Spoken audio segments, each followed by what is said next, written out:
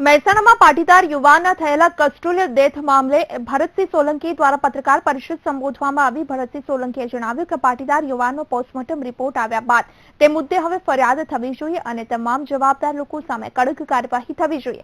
આ સાથે જ નાયબ મુખ્યમંત્રી નીતિન પટેલ પર પણ તેમણે પ્રહાર કર્યા. ભરતસિંહે જણાવ્યું કે જામજોધપુરમાં પણ એક યુવાન પર ખોટી ફરિયાદ કરી માર માર્યો હતો.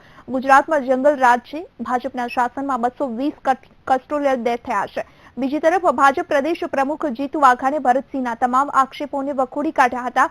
જીતુ વાઘાણીએ જણાવ્યું કે કોંગ્રેસ પાસે કોઈ મુદ્દો નથી, એટલા માટે ખોટા મુદ્દાઓ પર રાજનીતિ કરે છે.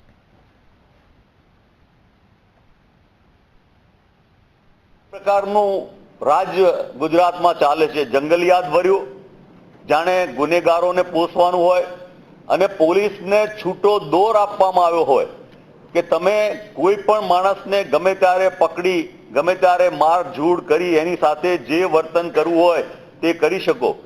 220 કરતા પણ વધારે કસ્ટોડિયન ડેથ થયા છે અને તેમ છતાં પણ એવા કસ્ટોડિયન ડેથમાં પોલીસ કે બીજા જવાબદારો સામે કોઈ પગલાં લેવામાં આવ્યા નથી. ભૂતકાળમાં અનેક ઘટનાઓ કોંગ્રેસ વખતે થઈ હશે.